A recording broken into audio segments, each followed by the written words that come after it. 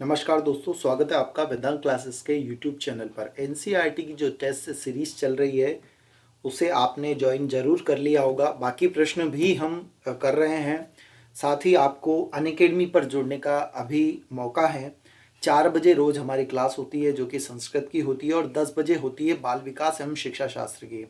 सामाजिक अध्ययन भी 10 बजे लगभग ही क्लास चलने वाली है। तो आपको चारों ही चीज़ें संस्कृत, बाल विकास, हिंदी और एसएस आपको एक ही प्लेटफॉर्म पर मिलेगी। हाँ, ये ज़रूर हो सकता है आप कहीं अदर जगह ज्वाइन किया हुआ है आपने, तो वहाँ ड्रॉप नहीं करना है, वहाँ का कंटेंट भी पढ़ें और हमारा पढ़ाया हुआ भी पढ़ें।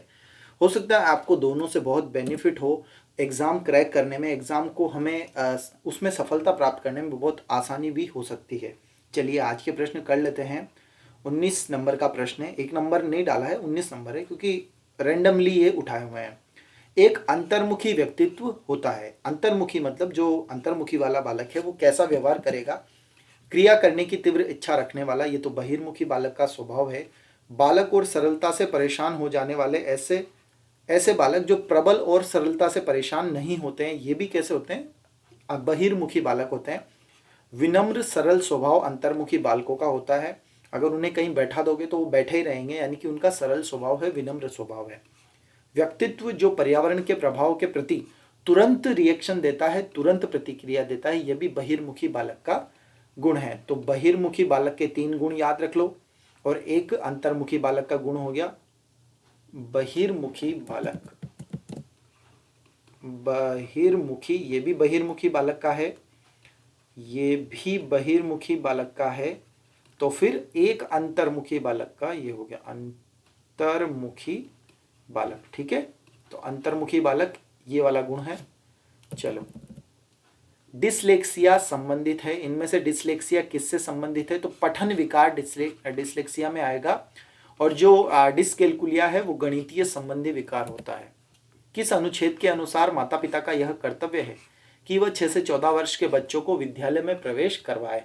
तो 51A में लिखा हुआ है इसके बारे में। 21A में तो बच्चों का अधिकार है, बालकों का अधिकार है। और 45A में आंगनबाड़ी के बारे में लिखा हुआ है। आंगनबाड़ी के बारे में 3 से 6 वर्ष के बालकों के इस बारे में यहाँ लिखा हुआ है। ठीक है, ये लीजिए। अगला प्रश्न है नंबर, राष्ट्रीय पाठ्यचर्या की रूपरेखा 2005 किस सूझ के आधार पर पाठ्यचर्या के बोझ को कम करने पर बल दे रही है? तो शिक्षा बोझ के साथ, शिक्षा पर्यावरण के साथ, शिक्षा बिना बोझ के, या शिक्षा पर्यावरण के बिना? तो बोझ को कम करने का मतलब है शिक्षा बिना बोझ के, बस्ते का बोझ कम किया जाए। अब बस्ते का बोझ मतलब किताबों का बोझ कम करना। किताबों का बोझ कम करने के लिए आप पाठ्यक्रम को ही कम कर दो तो किताबों का बोझ कम हो जाएगा। तो पाठ्यक्रम को कम किया जाए, बस्ते का बोझ कम किया जाए, और जो परीक्षाएं हैं वो परीक्षाओं को भी लचीला बनाया जाए। परीक्षाओं को लचीला बनाने के लिए कहा गया है, तो परीक्षाओं को भी लचीला बनाया जाए। ठीक है, लचीली परीक्षाएं होनी चाहिए। और इसमें तो यहाँ तक कहा गया है खुली पुस्तक परीक्षा होनी चाहिए, खुली पुस्तक परीक्षा होनी चाहिए, ऐसा यहाँ तक कह दिया है इन्होंने। ठीक है, अगला प्रश्न है,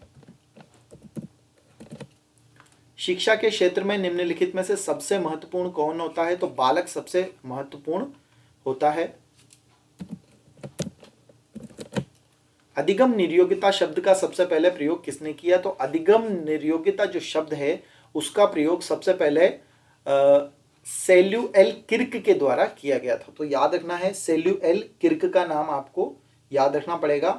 ठीक है, और यदि पूछ लिया जाए कि व्यक्तिगत भिन्नता का प्रयोग सबसे पहले किसने किया, व्यक्तिगत भिन्नता, तो फ्रांसिस गाल्टन का नाम सबसे पहले आता है, फ्रांसिस गाल्टन। ठीक है, व्यक्तिगत भिन्नता का इन्होंने सबसे पहले संप्रत्यय दिया था, सबसे पहले शब्द दिया था व्यक्तिगत भिन्नता। और अधिगम निर्योग्यता सबसे पहले किर्क के द्वारा, सैल्यूएल किर्क के द्वारा दिया गया। अधिगम के स्थानापन्नता सिद्धांत के प्रवर्तक कौन है? तो एडविन गुथरी हैं, जिन्होंने खरगोश पर प्रयोग किया, खरगोश पर इन्होंने प्रयोग किया था।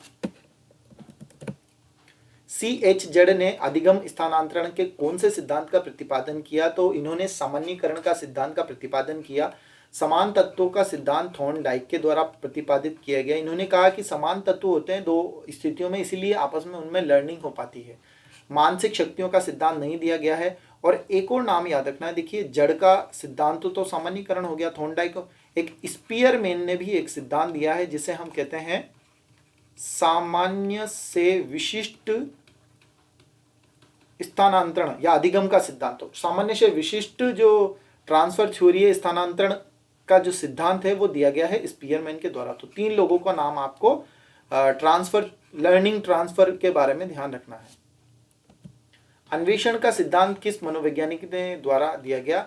अन्वेषण यानी बालक को ही काम दे दो वो खुद ही खोजेंगे, खोज विधि भी क्रिया करके खोजना, तो यह दिया गया है जेरोम एस ब्रूनर के द्वारा। ब्रूनर ने ही निर्मितवाद दिया है। देखिए निर्मितवाद में कई लोगों के नाम आते हैं, शुरू से अगर मैं नाम लूं तो जॉन डीवी का भी नाम आएगा, ठीक है, जीन पियाजे का नाम भी आएगा, जीन पियाजे, जीन जॉन डीवी का नाम आ गया, ठीक है, याद रखना है, जीन पियाजे का नाम याद रखना है, ठीक है, और वाई गोत्स्की का नाम याद रखना है, वाई गोत्स्की। इतने सारे नाम आपको याद रखने, किसमें? निर्मितवाद में। निर्मितवाद को आप कंस्ट्रक्टिविज्म भी कहते हैं, इसको संरचनावाद भी कह सकते हैं, और इसे आप अन्वेषणात्मक अधिगम भी कह सकते हैं, और इसे आप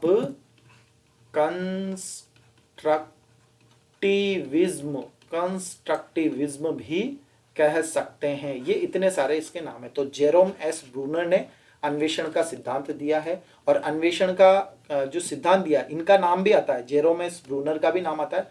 वाइगोत्स्की ने तो सामाजिक अधिगम दिया है, सामाजिक अधिगम नहीं, सामाजिक निर्मितवाद दिया है, ठीक है, और जीन पियाजे का है प्रकृति वाला इनका सिद्धांत है, प्रकृति निर्मितवाद, ठीक है, प्रकृति या है इनका सिद्धांत है। देखो रुको एक मिनट, जॉन डीवी ने जो दिया है ना, देखिए देख ही लेते हैं एक बार, कंफ्यूजन नहीं होना चाहिए। तो जेरोम ब्रूनर ने ज्ञान की रचना में बालक की संस्कृति को महत्वपूर्ण माना है और कहा है बालक बंदर नहीं है, एक नग्न बंदर नहीं है, संस्कृति युक्त मानव है। तो ये ब्रूनर का ही कथन है कि बालक क्या है, कोई नग्न बंदर नहीं है, ये तो संस्कृति के कारण ही क्या है, संस्कृति के बिना अस्तित्व नहीं है मानव का, इसलिए कोई नग्न बंदर नहीं है। ये जेरोम ब्रूनर का कथन है।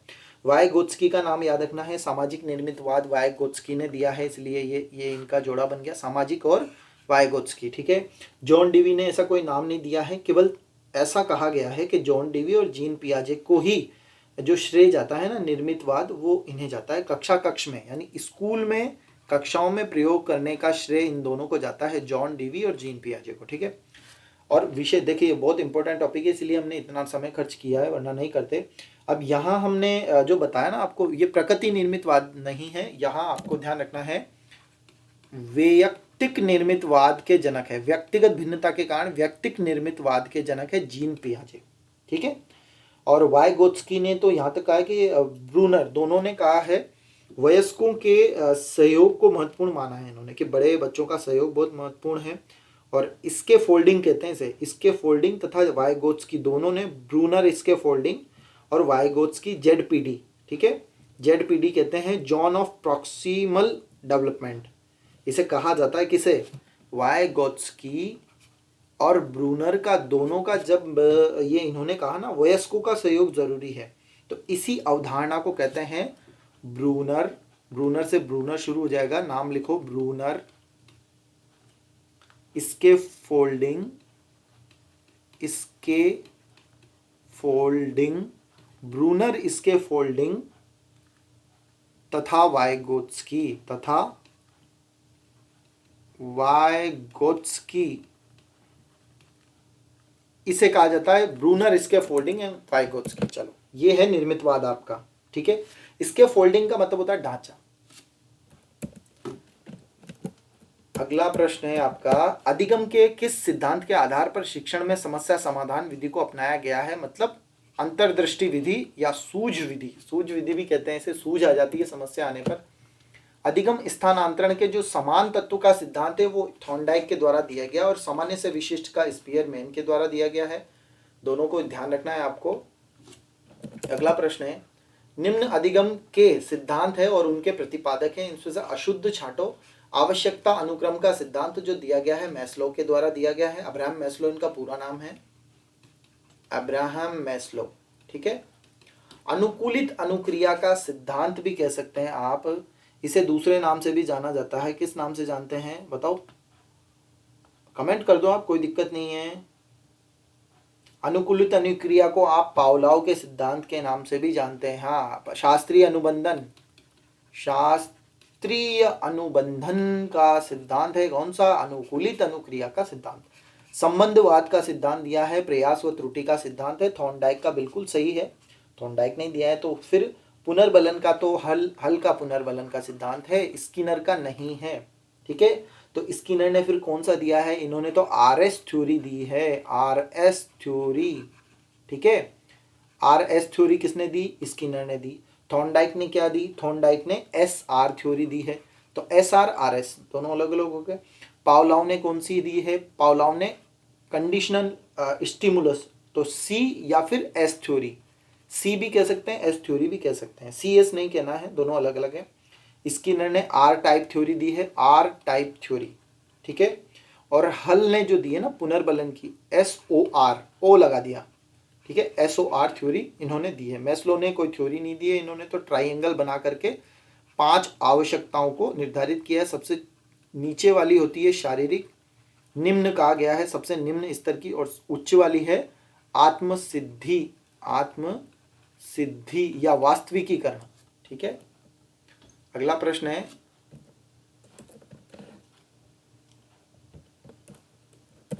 निम्न अधिगम स्थानांतरण के सिद्धांतों के प्रवर्तक बताओ। तो समान तत्वों का सिद्धांत पावलोव ने दिया है नहीं दिया है, देखते हैं। समान तत्वों का सिद्धांत दिया है, ये अशुद्ध बताना है, तो समान तत्वों का सिद्धांत तो हमने पढ़ा है अभी, थॉर्नडाइक है।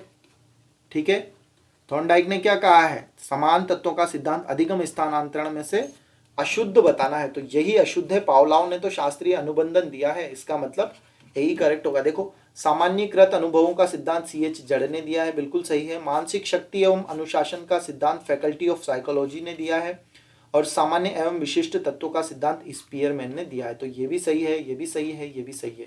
मानसिक शक्ति व अनुशासन का जो सिद्धांत है ना, वो फैकल्टी ऑफ साइकोलॉजी ने, साइकोलॉजिस्ट ने दिया है। चलिए, आज के प्रश्न हो गए हैं। तो डेली लाइव क्लास अनअकैडमी पर होती है, आप नीचे जो नंबर चल रहे हैं वहाँ मुझे कमेंट कर सकते हैं, आपको ग्रुप में जोड़ दिया जाएगा, जिससे आपको लाइव क्लास की नोटिफिकेशन मिल सकती है।